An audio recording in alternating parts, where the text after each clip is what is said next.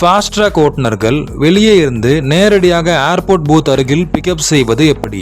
Fastrack drivers airport booking வந்தா கஸ்டமரை எங்க எப்படி பிக்கப் பண்ணணும் அப்படிங்கறத இந்த வீடியோல நம்ம பார்க்க போறோம். முக்கியமா வெளியூர்ல இருந்து இங்க புதுசா வேலைக்கு வந்திருக்கிற டிரைவர்களுக்காகவும் இது வரைக்கும் ஏர்போர்ட் குள்ள போய் புக்கிங் எடுக்காத டிரைவர்களுக்காகவும். நீங்க பல்லாவரம், தாம்பரம், குரோம்பேட் சைட்ல இருந்து ஏர்போர்ட் வரீங்க அப்படின்னா T4 என்ட்ரன்ஸ் வழியா உள்ள வாங்க. ஸ்ட்ரைட்டா வந்து ரைட் கட் பண்ணீங்கன்னா AEROHUB West பில்டிங் இருக்கும். அந்த பில்டிங்ல கிரவுண்ட் ஃப்ளோர்ல இருக்கிற பார்க்கிங்ல ஃபுட் கோர்ட் பக்கத்துல ஃபாஸ்ட்ராக் டாக்ஸி பிக்கப் ஜோன் இருக்கும்.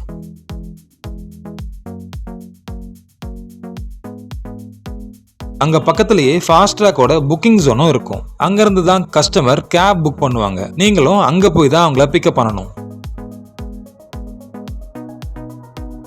ஒருவேளை நீங்க கிண்டி மீனம்பாக்கம் சைட்ல இருந்து வந்தீங்க அப்படின்னா T1 என்ட்ரன்ஸ் வழியா உள்ள வாங்க. AEROHUB ஈஸ்ட் பில்டிங் இருக்கும். அந்த பில்டிங்ல PVR ஷாப்பிங் மால்லாம் இருக்கும். அங்க ஃபாஸ்ட்ராக்கோட பிக்கப் பாயிண்ட் இல்ல, புக்கிங் ஜோனும் கிடையாது. அந்த பில்டிங்குள்ள நீங்க போகக்கூடாது. அந்த பில்டிங்கை தாண்டி போனோம்னா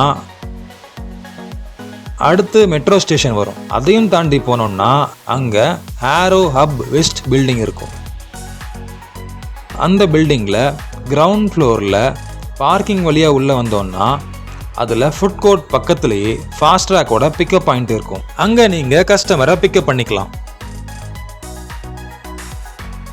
அங்கிருந்து நீங்க வெளியே வந்தீங்கன்னா மெட்ரோ ஸ்டேஷன் AEROHUB ஈஸ்ட்டை தாண்டி ரைட் சைடில் ஒரு எக்ஸிட் இருக்கும்.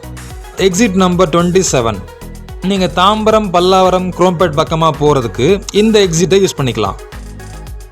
இல்லை அப்படின்னா AEROHUB ஈஸ்ட்டை தாண்டின உடனே ரைட் எடுக்காமல் ஸ்ட்ரைட்டாக போனீங்கன்னா இந்தியன் ஃப்ளாக் பக்கத்தில் ஒரு பிக்கப் ஜோன் இருக்கும். அதுக்கு பக்கத்துலேயே ஒரு எக்ஸிட் இருக்கும். Exit number 18. நீங்கள் மீனம்பாக்கம், கிண்டி பக்கமாக வெளியே போகிறதா இருந்தால் இந்த எக்ஸிட் யூஸ் பண்ணிக்கலாம்.